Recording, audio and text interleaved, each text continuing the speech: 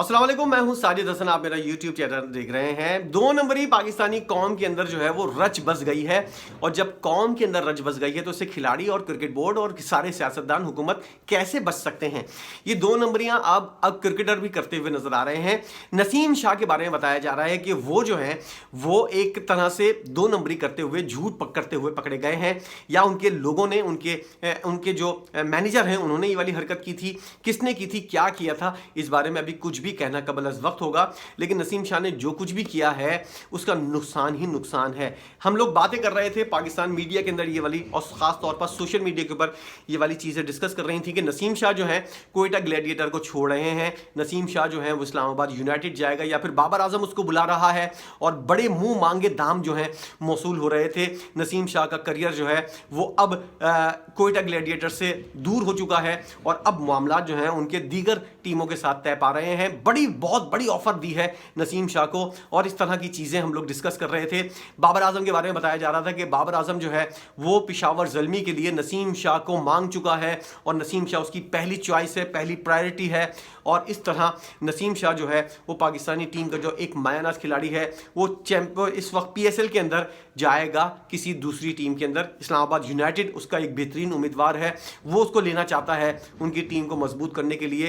Islamabad United से बहुत सारे खिलाड़ी गए हैं, इसलिए उनको भेजा है कि नसीम शाह को लिया जाएगा।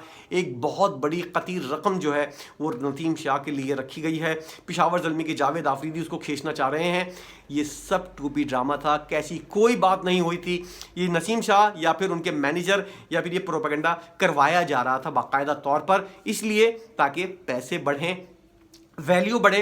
खबरों के अंदर आएंगे मामलात को, फिर फ्रेंचाइज वाले जो हैं वो देखेंगे, और फिर लोग जो हैं वो ज़रा सा डिस्कस करना शुरू कर देंगे, क्या हम लोग ले सकते हैं इसको।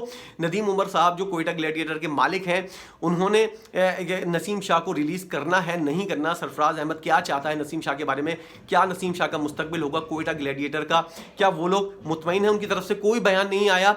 लेकिन ये वाली सारी चीज़ें जो हैं ये बिला फजूल के अंदर फेक न्यूज़ के तौर पर फैलाई जा रही थी, और नसीम शाह के बारे में एक प्रोपेगेंडा होता हुआ नजर आ रहा था कि नसीम शाह जो है वो कोयटा ग्लैडिएटर को छोड़ रहे हैं, उनकी बात जो है वो दूसरी टीमों से हो रही है।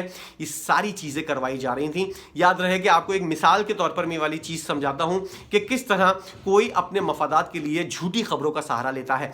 डेविड बेकहम और उनकी वाइफ जो है, ये 90s की मैं आपको बात बता रहा हूं, ये किस्सा एक इंतहाई अहमियत का हामिल, इससे आपकी तमाम तर चीजें जो है वो क्लियर हो जाएंगी।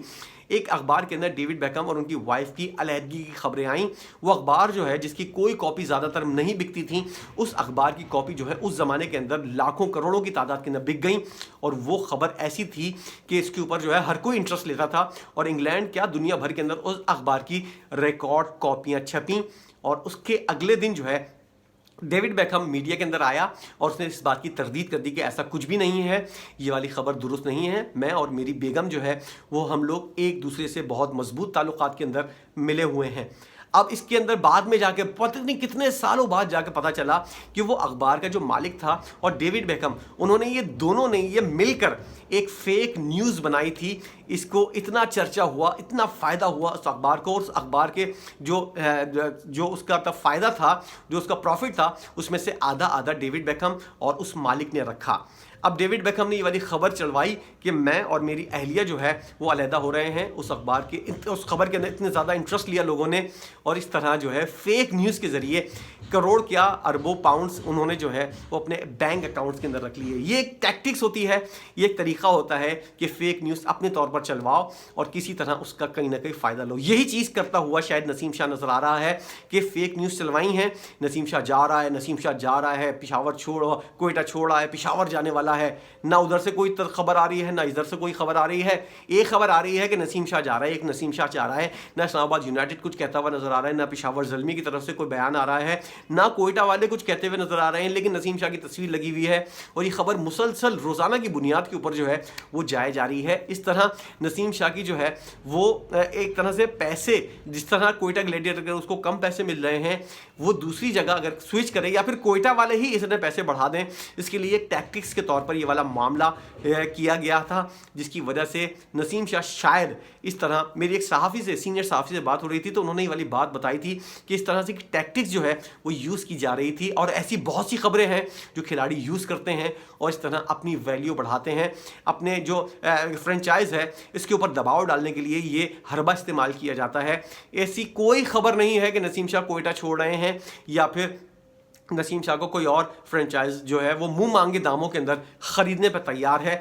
इस तरह की कोई खबर अभी तक ऑफिशियली रिपोर्ट नहीं हुई है, इसलिए जो खबरें हैं वो तमाम तर फेक न्यूज़ हैं, उनके ऊपर ध्यान ना दें। इस वक्त फेक न्यूज़ का बाजार गर्म है और मेरे ऊपर भी इल्ज़ाम लगते रहते हैं, लेकिन चीज़ें जो हैं वो हर किसी के ऊपर इल्ज़ाम लगते हैं और हर चीज़ के ऊपर इल्ज़ाम लगते हैं। तो नसीम शाह वाली जो चीज़ है, सीनियर सहाफ़ी ने जब ये वाली बात बताई तो मेरी भी आंखें खुल गई, क्योंकि मैं भी इस हवाले से काफ़ी रिपोर्ट कर चुका था कि भाई इस तरह हो भी सकता है।